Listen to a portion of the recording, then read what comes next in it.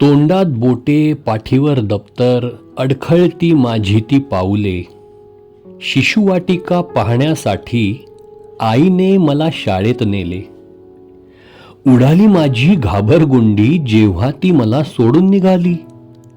आई हवी मज घरी जातो मी, तानं बाळते साद घाली. घराची ओढ जन्मास आली, आसक्तीचे बीज अंकुरले. गोलोक माझे माहेर घर हे का मी तेव्हा नाही जाणले. उच्च शिक्षणासाठी पुढे मग महाविद्यालयाचा गळका. हेतू परंतु नव्हता नुसता शिक्षण आणि प्रगती बरका.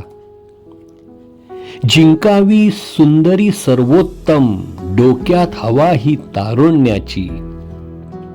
बाकीच्यांना मागे टाकून सुट्टी केली मी साऱ्यांची. रूपसुंदरी माझी झाली, वासनेचे वृक्ष वाढले. सुंदर एकच श्याम सुंदर रे, का मी तेव्हा नाही जाणले. मग जबाबदार नेता म्हणून जगात माझी कीर्ती पसरली.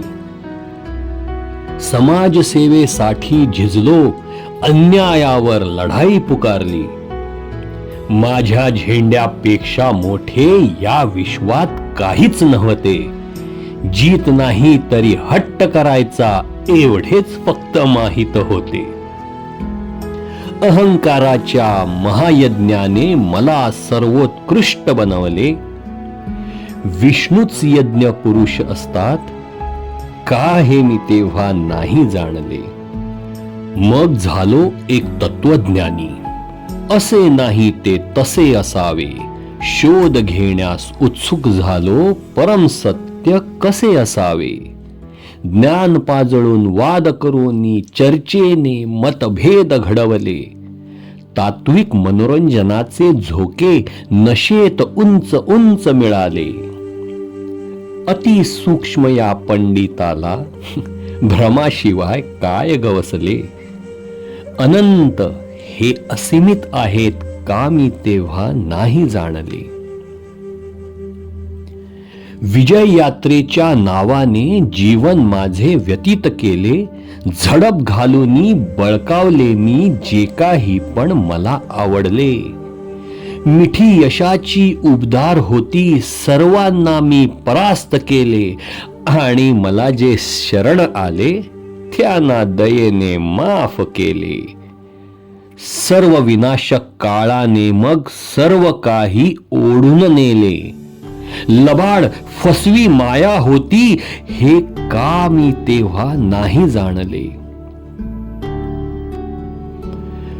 भाग्यवान मी असलो जरी गुरु कृपेचा लाभार्थी.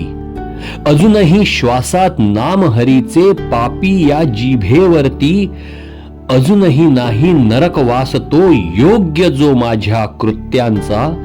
अजूनही मनुष्य देहामध्ये संग मिळे मज भक्तांचा. कैदेतून या सुटकेसाठी गुरुदेवांनी सर्व केले. कैसे घ्यावे शरण गुरुचे, का मी अजूनही नाही जाणले.